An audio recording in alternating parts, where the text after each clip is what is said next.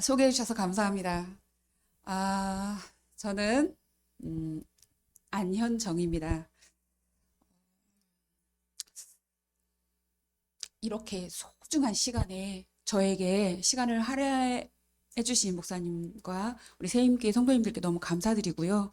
그리고 아마 두서없이 이야기가 될 것 같은데 이 이야기를 통해서 주님께서 어떤 일을 하실지는 모르겠습니다. 근데 그냥 담담히 제 이야기를 해보려 합니다. 제 가족을 한번 소개해 보겠습니다. 2살 연상의 여인을 좋아해서 교회에서 연애를 하신 아버지, 2살 연하의 남자가 결혼 안 해주면 죽는다고 하니까 그 연심을 믿고 교회에서 연애를 하신 우리 어머니, 그 사이에서 태어난 저, 그리고 2살 남동생, 이렇게 4명은 서민의 가정을 누리는 보통의 삶을 살았습니다. 저는 아버지의 사랑을 정말 많이 받고 자랐습니다. 제법 영민함이 보이는 저를 아버지는 판사를 시키고 싶다는 욕망을 말씀하셨는데요. 어린 저는 그게 뭔지도 몰랐고요. 그냥 공부를 열심히 하지도 않았습니다. 왜냐하면 딱히 공부하지 않아도 상위권이고 똑똑하다는 소리를 들었으니까요. 그렇게 저는 아빠의 사랑을 받으면서 자랐고, 저희 남동생과의 관계는 2살 아래였었는데 정말 많이 싸웠어요. 치고받고. 동생이 막 던지면 저 탁 피하고, 그래서 유리창 깨지고, 막 이런, 그렇게 정말 싸웠습니다. 그렇지만, 엄마와 아빠가, 교회에서 연애를 하셔서 그랬는지 모르겠지만, 어려서부터 저와 남동생은 손을 잡고, 엄마가 주는 헌금 가지고 교회를 다녔었습니다. 저희 엄마 아빠는 안 다녀주셨고요. 당신들은 다니지 않으셨지만, 자녀들은 어렸을 때부터 교회를 보내주셨습니다. 제 아버지가 저를 얼마나 사랑하셨는지를 한번 말씀을 드리면, 제가 피아노를 배운 지 딱 한 달이 됐었거든요. 그 초등학교 4학년 때인가 배웠는데, 이제 처음에 배우니까 되게 재밌잖아요. 그래서 아빠한테, 아빠, 집에 피아노가 있으면 나 정말 열심히 잘할 것 같아. 라고 얘기하니까 저희 아버지 두 말 않고 그 다음에 피아노를, 저희 서민의 가정이라고 했잖아요. 집도 없었어요. 전세를 살고 있는 상황이었는데, 피아노를 사다가 주셨습니다. 제가 피아노 연습할게요, 안 할게요? 네, 맞습니다. 안 했습니다. 그래서 그 피아노는 항상 저희가 이사를 할 때마다 굉장히 큰 고물덩어리가 되었었는데요. 그렇게 저희 아버지는 기분파이셨고요. 자녀가, 특히 딸이 뭔가를 원하면 어떻게 해서든지 그거를 들어주셨던 그런 아버지셨습니다. 초등학교를 지나서 중학생이었습니다. 중학교 때였는데 아버지가 다른 살림을 차렸다는 소리를 들었습니다. 저에게 4살쯤 되는 여동생이 있다는 소리를 들었습니다. 그 소식을 중학교 때 처음 듣고 저희 엄마는 식음을 전폐하고 누워 계셨고요. 엄마가 죽겠다고 하니까 아버지는 엄마 옆에 누워서 맨날 며칠 학교 갔다 오면 계속 두 분이 누워 있었던 거 기억이 나거든요. 예, 그랬었습니다. 그런데 수일 후에 엄마는 저와 남동생을 위해서 그 자리를 털고 일어나셨고요. 살고자 했고요. 저희 아버지는 집을 나가셨습니다. 그 이후로 가끔씩 들어와서 엄마를 때렸고 싸웠고 물건을 내동댕이 쳤고 그랬습니다. 어렸을 때 교회를 다녔기 때문에 교회에서 들은 말씀들이 있잖아요. 그렇기 때문에 그런 아빠가 미웠지만 제가 물론 물리적으로 어린 나이였기 때문에 그랬겠지만 아빠가 집에 들어와서 그렇게 난리를 폈을 때마다 저는 울면서 하나님을 불렀습니다. 기도가 아니라 그냥 하나님만 불렀습니다. 하나님, 하나님, 하나님. 어, 중학교 때도 공부하지 않았는데도 그냥 상위권 레벨이었어요. 고등학교를 전주로 오게 됩니다. 바로 여기 중앙여고. 중앙여고 제가 2회 졸업생입니다. 돈이 없는 저희는 이모님 댁 문간방에서 살게 됐고요. 아주 가끔씩 아버지 방문이 있었던 걸로 기억이 납니다. 엄마는 저와 동생을 위해서 식당 주방일, 여름에 땀을 뻘뻘 흘리면서 땀띠가 다 난 그 엄마의 목이랑 손 이런 걸 보면 마음이 많이 아팠는데요. 그렇게 친구분이 하는 도시락 장사를 같이 직원으로 일하면서 저와 동생의 학비와 모든 생활을 책임지셨습니다. 친구분과 함께 도시락 장사를 교동 지금 한옥마을 근처에서 했었는데 그 집에 새를 살 때 아빠도 가끔씩 오셨고 여전히 오시면 엄마랑 싸우고 맞고 부수고 저도 뺨을 맞아서 고막을 다치기도 하고 그런 모습을 보면서 전 무력해졌고요. 자존감은 없었습니다. 세상에 대해서 원망했고요. 제 신세한탄 등을 하면서 지냈습니다. 아버지의 폭력도 너무 무서웠습니다. 제가 교회를 안 다녔을까요? 아닙니다. 열심히 다녔습니다. 그렇게 자존감도 없고 세상에 대한 원망과 신세한탄을 하면서도 그런 마음을 가지고서도 저는 교회를 열심히 다녔습니다. 아버지의 폭력이 있으면 전 교회로 뛰어갔습니다. 가서 울기만 했어요. 주님께 빌었어요. 아버지를 죽여달라고. 내가 죽이면 살인자가 되니 하나님이 죽여주시라고 기도하면서 주님께 마구 악다구니를 쳐댔습니다. 한편으로는 내가 하나님 마음에 들게 행동해야지 싶으니 주일 성수했고요. 매일 학교 가기 전에 성경 한 장씩 읽고 그래야 내가 복도 받고 나쁜 일도 안 생기고 그러지 싶었습니다. 이렇게 저는 그런 기복신앙을 어려서부터 내 생각과 생활에 자리 잡은 그런 신앙의 모습으로 자랐습니다. 제 고등학교 첫 시험 성적이 과연 몇 등이었을까요? 반에서 한 30등인가 이렇게 했었던 것 같습니다. 중학교 때 전체 성적도 그렇게 맞아본 적이 없었던 저였는데 아빠의 그런 모습, 내 가정 형편 이런 것들 때문에 저는 공부에 완전히 손을 놓았습니다. 고등학교 내내 공부하지 않았어요. 그저 그냥 공부 잘하는 애들이 정말 부러웠어요. 쟤는 어떤 형편이길래 저렇게 공부를 잘할까? 쟤네 집 너무 부러워 보인다. 뭐 이렇게 부러워만 하면서 했습니다.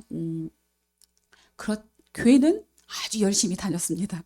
아버지를 미워하면서요. 그런 제가 대학을 갔습니다. 부모님이 취직이 잘 되는 직업이라며 간호대학을 가라고 했습니다. 전주에 있는 간호대에 들어갈 성적이 안 되니까 군산에 있는 개정간호 전문대학을 가게 되었습니다. 뭔가 하라고 하면 성실하게 하는 그 성실함은 그때도 어렸을 때부터 있었던 것 같습니다. 윤리, 도덕이죠. 쓰레기 버리지 말아라. 그다음에 침 뱉지 말아라. 친구랑 사이좋게 놀아야 된다. 하는 그런 윤리적인 거, 도덕적인 거 굉장히 잘 지키는 그런 애였습니다. 그렇게 자존감도 꿈도 열정도 없는 저는 그렇게 군산에 있는 개정간호전문대에 들어가게 됩니다. 제가 다녔던 교회가 전주제일교회였습니다. 그때 대학교 1학년 때 전주제일교회 부목사님이 새로 오셨는데 그분이 그 대학생들 언니들을 성경 공부를 시켰어요. 그래서 그 사람들이 조금 단계가 되니까 그 언니 오빠들이 이제 신입생들을 성경 공부를 하는 그 성경 공부를 하게 되었습니다. 이른바 제자훈련이죠. 그 제자훈련을 하면서 저는 수련회 때 장수의 어떤 교회로 갔었었는데 다른 사람들은 다 방언을 받는데 저는 방언을 못 받는 거예요. 그래서 너무너무 속이 상했어요.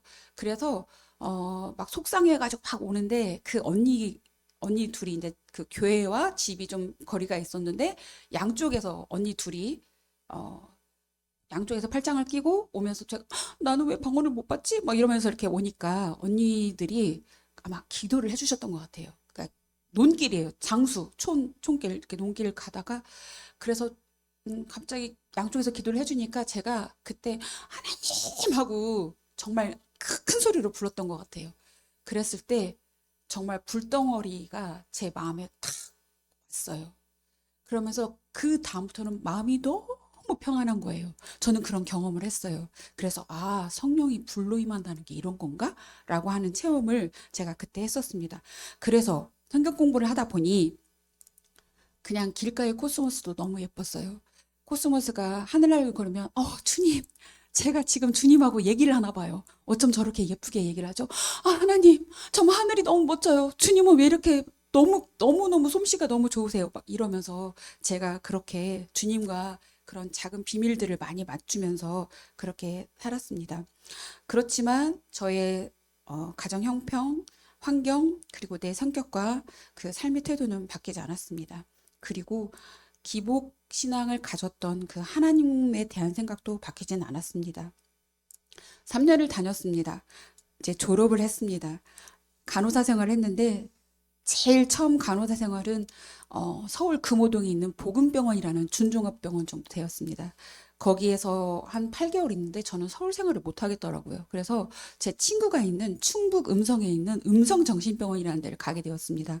거기 그 정신병원에서 어, 제 친구랑 하여튼 있으면서 이제 거기서 생활을 하는데 그 대학생 때 뜨거웠던 그런 신앙은 직장 생활을 하면서 주일 성수도 못하고 그러다 보니까 점점 신앙생활과는 멀어졌습니다. 그렇지만 가끔씩 하나님은 생각했습니다. 내가 이러다 벌 받지. 내가 이러면 안 되는데. 이런 생각이 있었습니다. 그런 생활 가운데 충북 음성정신병원에서 행정실에서 근무하던 남편을 만나고 그 사람과 1992년도에 제가 결혼을 하게 되었습니다. 지금 생각해 보면 제가 그쪽으로 가게 된 건 저희 남편을 만나기 위해 했던 하나님의 계획하심, 인도하심이었다고 저는 고백을 합니다. 어, 그 남자는 어, 하나님을 믿지 않았습니다. 근데 그 형들은 교회를 다니고 권사님이고 막 이랬어요. 또 부모님도 교회를 다니시고. 그러니까 감히 제가 이런 생각을 했습니다. 그래. 내가 기도해서 저 사람을 어, 하나님께로 데리고 오면 되지. 내가 전도하면 돼. 라는 아주 큰 착각을 하면서 이 남자와 결혼을 하게 됩니다. 근데 그때 당시 저는 남원의료원에 그 직장을 다시 얻게 되었거든요. 그래서 남편은 음성에서 저는 남원 이렇게 서로 주말 부부를 하게 되었습니다. 주말 부부를 하면서 92년도에 결혼을 했고요. 93년도에 저희 딸 선정이가 태어났습니다. 행복했습니다. 참 행복했습니다. 주말 부부였기 때문에 더 행복했었는지도 모르겠습니다. 그리고 간호사 생활을 한 지 얼마 안 됐기 때문에 보통 주말에 데이 근무, 이브닝 근무를 많이 하거든요. 그러다 보면 전혀 주일 성수를 못 하거든요. 그래도 그냥 남편이랑 같이 놀러 다니는 게 너무 재밌었고 그랬었습니다. 그렇게 행복한 시간을 보내다가 제가 이제 97년도 2월에 공무원이 됩니다. 그래서 지금 전북도청에서 근무를 하고 있는데요. 거기에서 공무원이 되고 그때 저희 선정이가 6살이 되는 해입니다.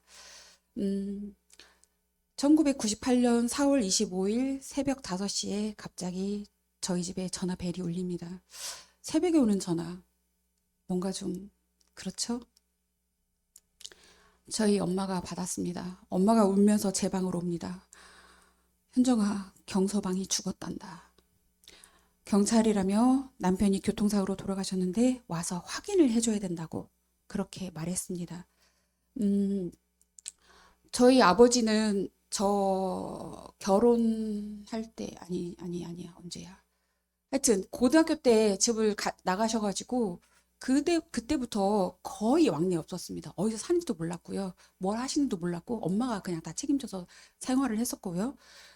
그래서, 그렇지만 연락처는 있었어요. 아버지 연락처가. 근데 여기 충북 음성까지 제가 가야 되는데, 상황에 그때 차도 없고, 그래서 어쩔 수 없이 아버지에게 연락을 합니다.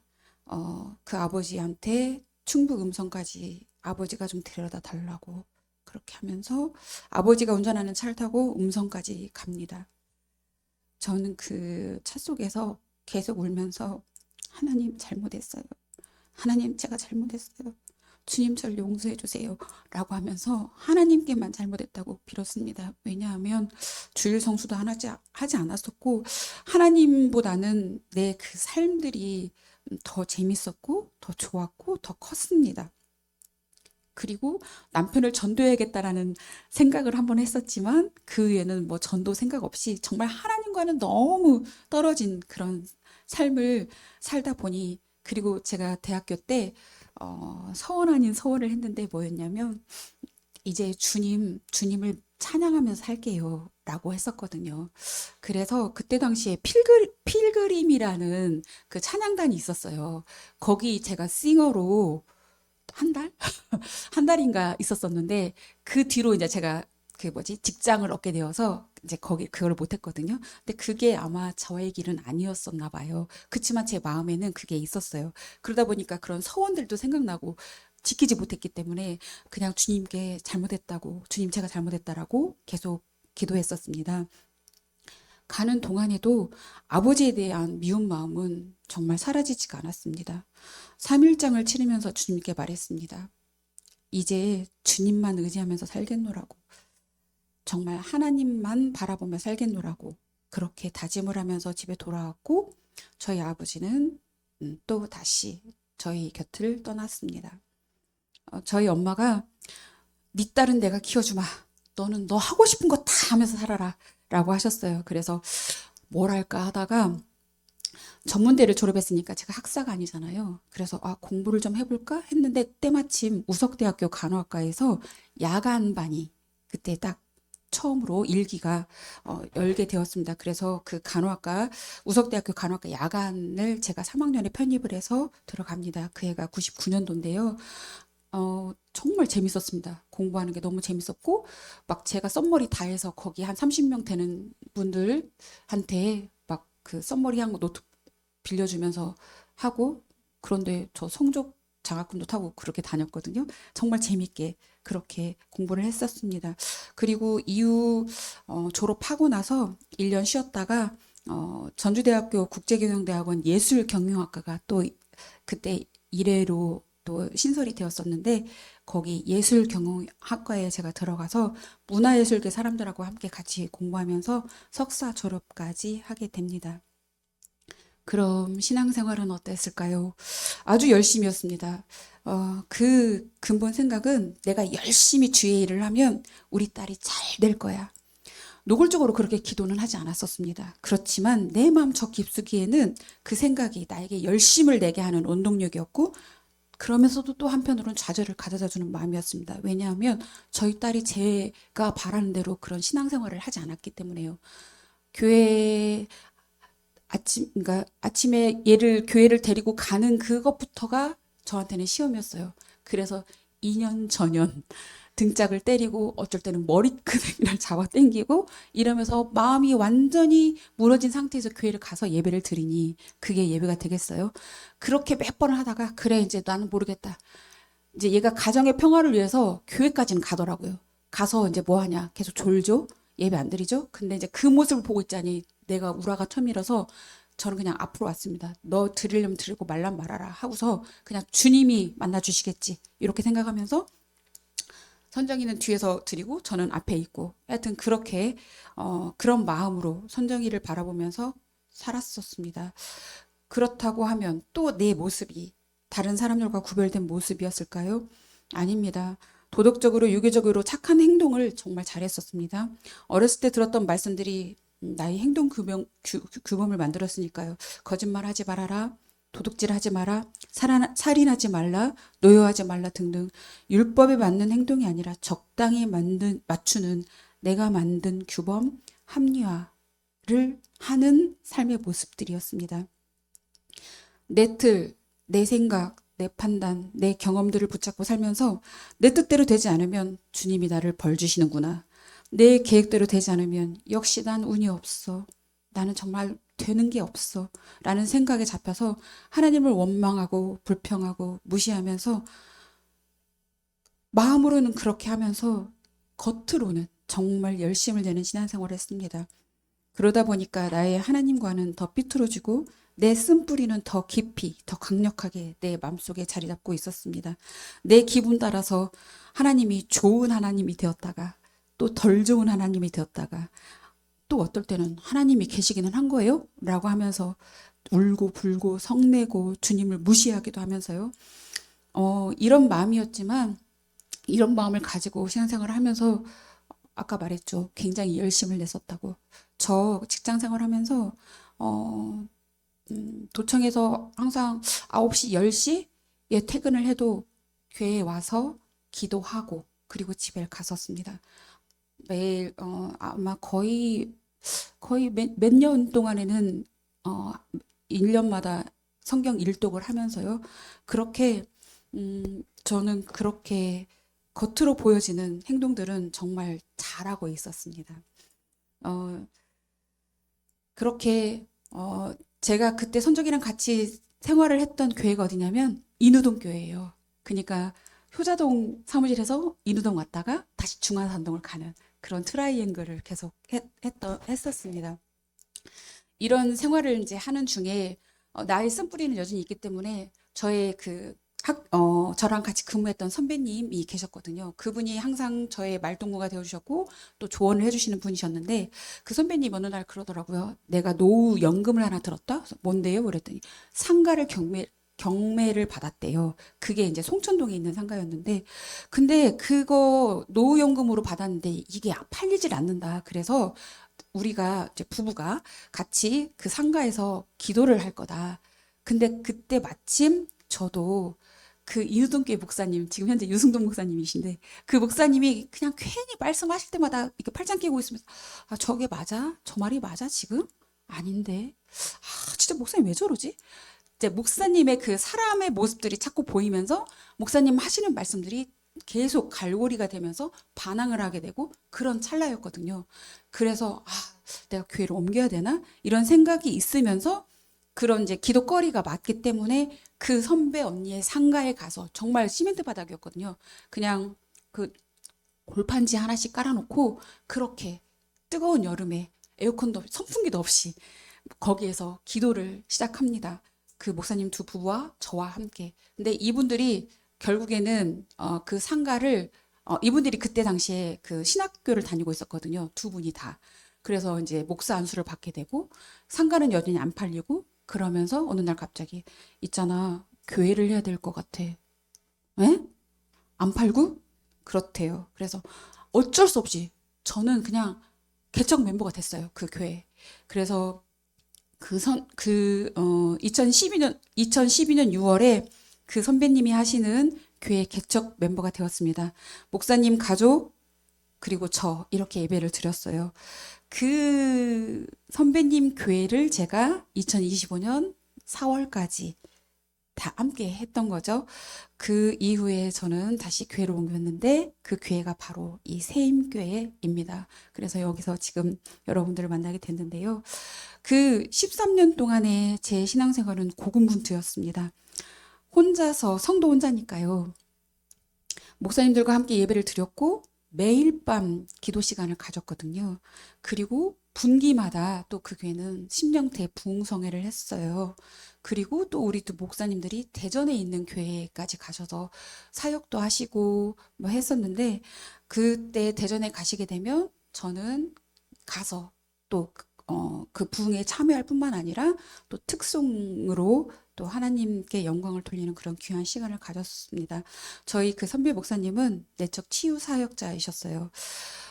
이분들을 만나기 전까지 저는 방언, 뭐 귀신 내쫓는 거, 병 치유한다는 성령 사역에 대해서 편견이 있었습니다. 아, 성경에 나오는 말씀이니까 맞아. 오케이, 성경에 있는 말씀이지. 알겠어요. 그러나 주님, 저는 그거는 별로 관여하고 싶지 않아요. 제가 대상자도 되고 싶지 않고 제가 하는 사람도 되고 싶지 않아요. 그러니까 주님 저만큼 계세요. 라고 하면서 저는 그런 마음으로 살고 있었던 사람인데 내적 치유를 하시는 목사님을 만나서 13년 동안 하다 보니 제가 얼마나 마음적으로 힘들었겠어요. 그런데 실제적으로 12년 동안 함께 하면서 실제로 일하시는 체험을 하게 됩니다. 저 개인적인 것뿐만 아니라 우리 목사님 가정, 그리고 또 다른 많은 성도님들에게 이루어지는 일들을 보다 보니까, 내 생각이, 아니, 이건 틀린 거구나. 이건 틀린 거구나. 실제 하나님은 계신 거구나. 그리고 그런 방언, 귀신 쫓는 거, 이거는 실제구나. 라는 것을 고백을 하게 되었습니다. 제가 굉장히 기뻤던 게 있었었는데 뭐였냐면, 제가 대학교 1학년 때 방언은 받았어요. 그런데 이제 그 통변은 모르잖아요. 근데 이제 이분들을 따라다 보니까 좀, 통변을 하시는 목사님한테 기도를 받게 된 적이 있었거든요. 그래서, 자, 뭐, 방언을 하시라고 하면 제가 막 방언을 하면은 그분이 그 제 방언을 이렇게, 뭐지? 해주시는 거예요. 설명을 해주시는 거예요. 근데 제가 생각하면서 하는 방언하고 그 목사님께서 이렇게 풀어주시는 내용하고는 정말 다르더라고요. 정말 달라. 그런데 그리고 나서 이제 그 하나님의 마음을 저에게 전해 주시는 건데 처음 그 애언을 받았었을 때 하나님께서 내가 너를 너무 기뻐한단다. 라고 그렇게 말씀을 해주셨어요. 그때 그 말을 듣고 얼마나 제가 좋았는지 모르겠어요. 내가 너 부자 되게 해줄게, 너 승진시켜 줄게, 이 말보다도 내가 너를 기뻐하고 있어, 현정아라고 얘기를 해주시는데 그게 얼마나 큰 격려, 응원이었고 살아갈 힘과 이유가 되었는지 모릅니다. 그래서 이제는 그런 성령 사역, 내적 치유 사역에 대해서 전 지지를 하고 있고요.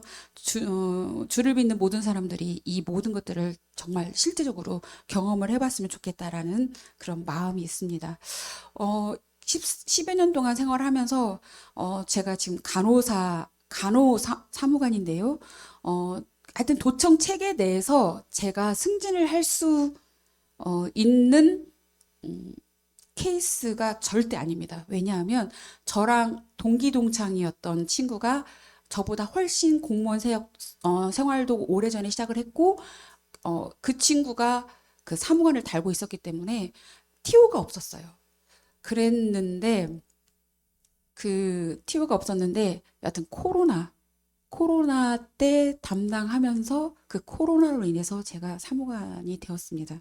여하튼 그것도 정말 주님의 은혜였고요. 그다음에 저희 딸 선정이가 지금 미국의 박사 과정으로 갔는데 우리 아이 제 형편에 미국으로 애를 보낼 수 없는데 정말 하나님의 은혜로 4년 동안 장학금을 받으면서 생활비랑 장학금을 받으면서 거기서 공부를 할 수 있는 그 길을 열어주셨거든요. 이거는 주님의 은혜입니다. 이거는 사람의 말로 표현을 할 수가 없습니다. 그냥 이런 기적이 저한테 있었었습니다. 그래서 뭐 선정의 학업이나 제 승진에 대해서 자세하게 말하기보다는 이거는 다음에 말씀드리는 걸로 하고요. 오늘은 아까 말했던 저의 아버지의 일을 말씀드리고 마무리하도록 하겠습니다. 남편 사망 이후 한 번도 전화 연락 만남 없었었습니다. 그런데 저 하나님한테 이렇게 기도했습니다. 주님, 저 아빠 만나고 싶지 않아요. 아버지를 용서할 수도 없어요. 근데요, 주님이 그 영혼은 구원해 주세요. 그래서 항상 아버지를 위해서 가끔 기도를 했었을 때 어디에 사는지도 모르고 싶다. 나 안 찾았으면 좋겠다. 경제적으로 부유하든 안 부유하든 날 찾지 않았으면 좋겠다. 라고 하면서 마지막에는 그래도 아버지가 주님을 믿기를 바랍니다. 주님의 자녀가 되기를 기도합니다. 라고 하면서 기도를 했었습니다. 2020년도 코로나19가 시작되었죠. 전 세계적으로 유행을 막고자 모든 나라가 대응하던 시기에 제가 바로 그 코로나19 대응 담당자로서 그때 6급 일하면서 정말 매일 저녁 12시 넘어서 퇴근을 하고 아침 6시에 출근을 하고 하는 그런 삶들을 정말 바쁘게 지냈습니다. 그 일의 보상으로 2021년도에 전 5급 사무관이 되었습니다. 사무관이 되어서도 코로나 백신 수급 팀장을 하면서 매일 일을 했거든요. 코로나 때 막 백신 뭐 처음에 뭐 기초수급자 받고 뭐 하고 하는 그 수급을 매일같이 카운팅해서 보고를 하는 그런 일들. 그러니까 시군에다 다 전화해서 몇 개 남았어? 몇 개 맞췄어? 몇 개 남았어? 뭐 이런 것들을 다 확인하고 그거 숫자를 정말 매일같이 하는 뭐 그런 일들을 하고 있었습니다. 그래서 좀 바빴었거든요. 근데 저에게 전화가 옵니다. 모르는 전화번호가 뜹니다. 제가 받았습니다. 여보세요? 현정아, 아빠야. 내가 지금 코로나에 걸려서 국립중앙의료원 중환자실에 있다. 한 번만 와줄 수 있겠니? 내가 오래 못 살 것 같다. 그래서 제가 생각해 본다고 하면서 전화를 끊었어요. 그리고 엄마한테 얘기했어요. 아빠가 이러이러하대. 엄마가 나는 니네 아빠 안 보고 싶어. 남동생도 나도 가기 싫어.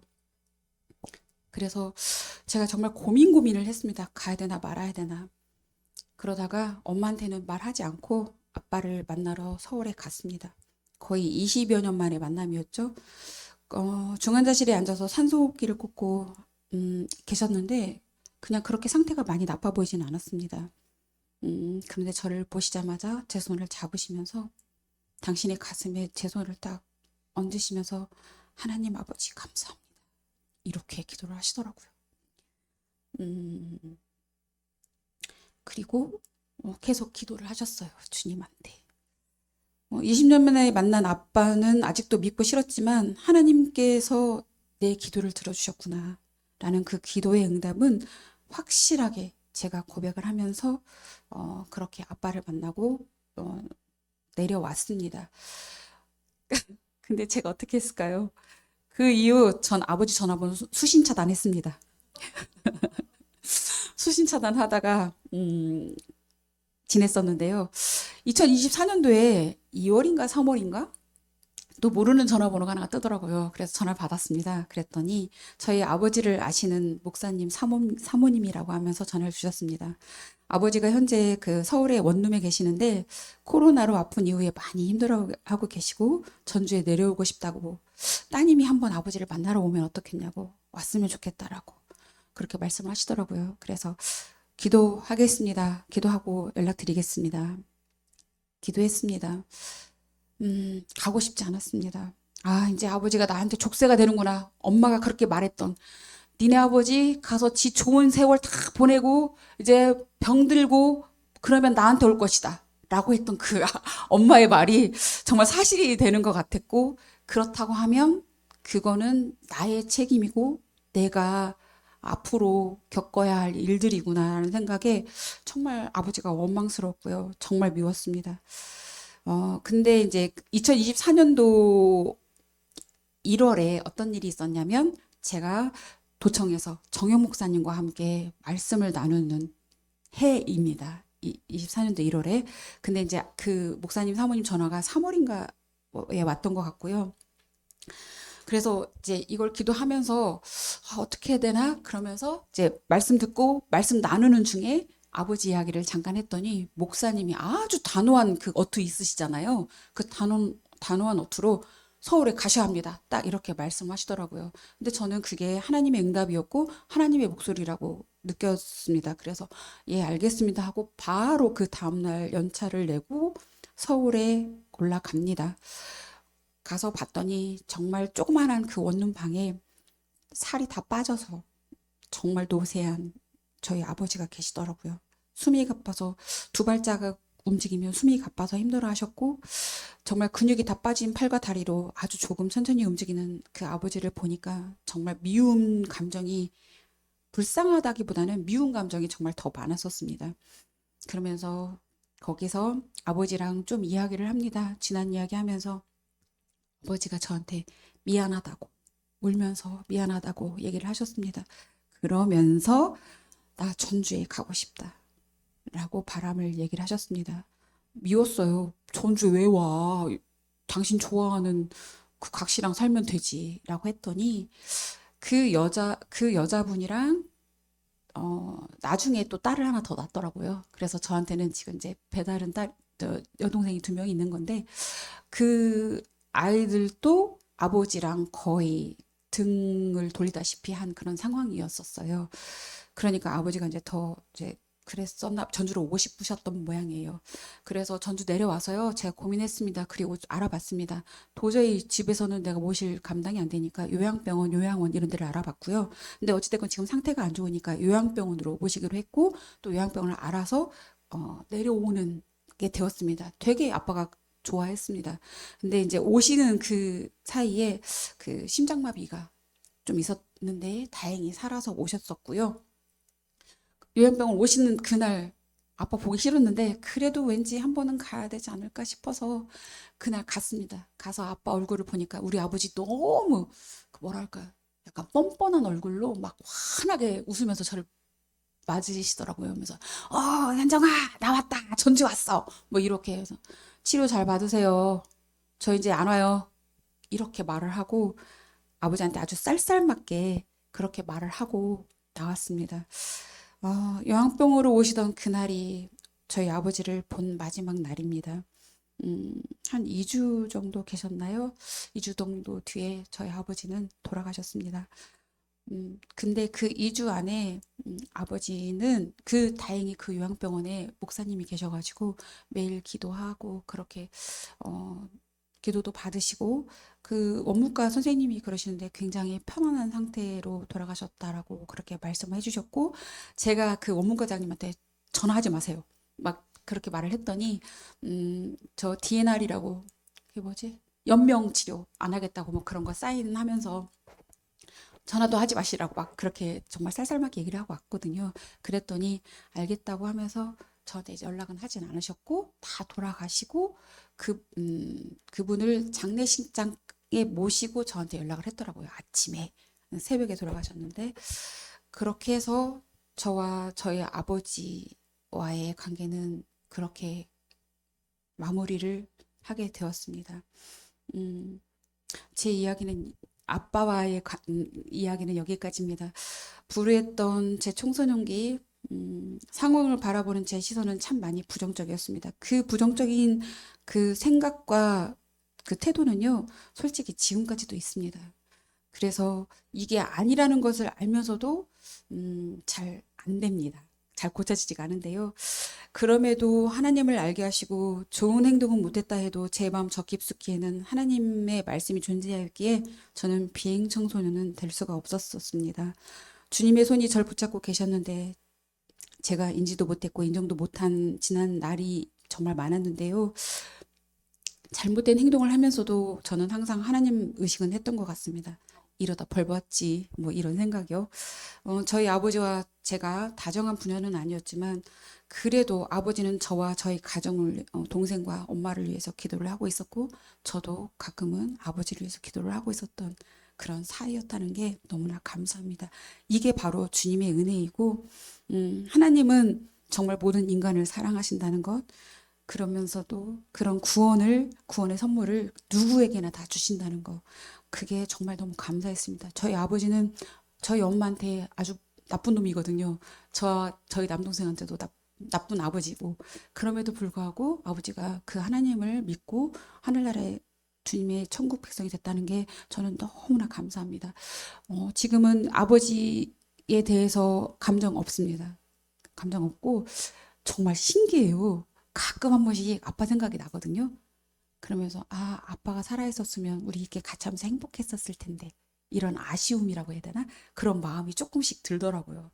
음, 여튼 저의 기도와 간구는 정말 정확한 주님의 때에 이루어지는 것을 저는 2024년도에 경험했습니다. 그리고 또 2025년도 이 새임기에 와서 성전을 구하고 함께하는 이 시간에 또 하나님이 주님이 일하시는 제때 일하시는 것을 또 경험합니다. 그래서 저는 이렇게 생각해 봅니다. 사람에 대해서 궁휼한 마음이 저는 정말 많이 부족합니다. 그런데 남편의 죽음에 대한 제 시각을 좀 바꾸었고요. 사람과의 관계에 있어서 또 큰 의미를 두지 않게 되었습니다. 영혼에 대한 긍휼한 마음이 없다 보니 전도가 좀 많이 저한테는 어렵고요. 전도가 내가 만난 하나님을 얘기하는 것이 전도라는데 지금까지 살아오면서 일해주신 내가 만난 하나님은 너무 많은 기적을 저한테 만들어 주셨는데 무슨 이야기를 먼저 해야 될까 싶기도 하고 이런 이야기를 해도 되는 건가? 라는 뭐 이런 지레 포기를 하는 그런 삶을 살았었습니다.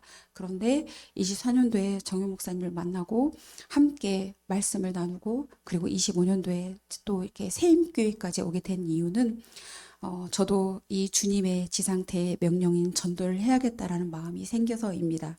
여기서 훈련되어지고 또 저보다 선배이신 우리 성도님들의 그런 모습들을 보면서 제가 자극도 받고 그리고 또 많이 배우고 이렇게 하면서 주님의 일을 나에게 했던 그 주님의 일을 전하고 싶습니다. 오늘 저의 이 간증이 그 첫 단추가 되는 것 같습니다.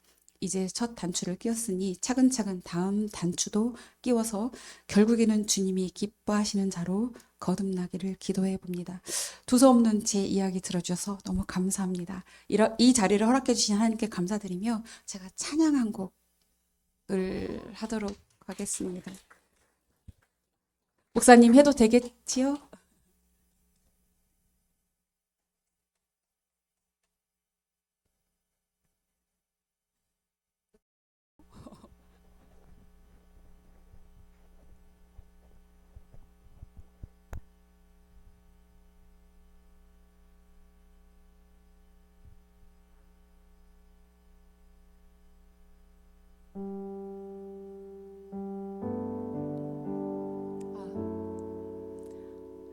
제목은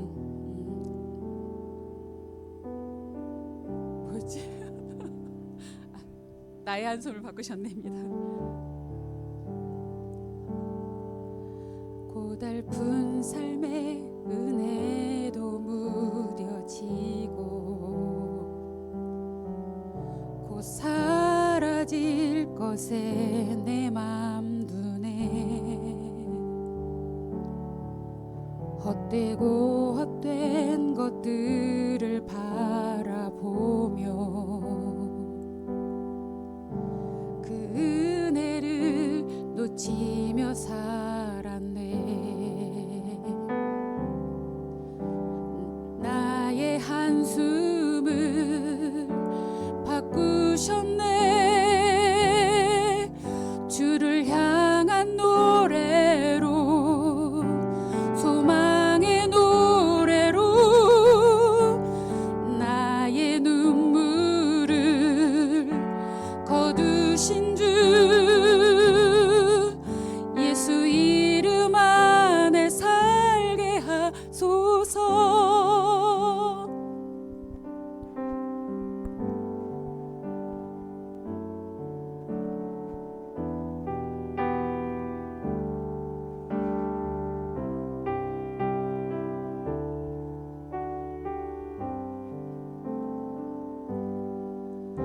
고달픈 삶의 은혜도 무뎌지고 곧 사라질 것에 내 맘 두네. 헛되고 헛된 것들을 바라보며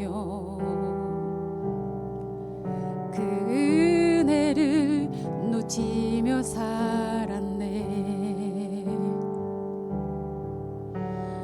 나의 한숨을 바꾸셨네. 주를 향한 노래로, 소망의 노래로 나의 눈물을 거두신 주 예수 이름 안에 살게 하소서. 나의 한숨을 바꾸셨네. 주를 향한 노래로, 소망의 노래로 나의 눈물을 거두신 주 예수 이름 안에 살게 하소서. 예수 이름 안에 살게 하소서.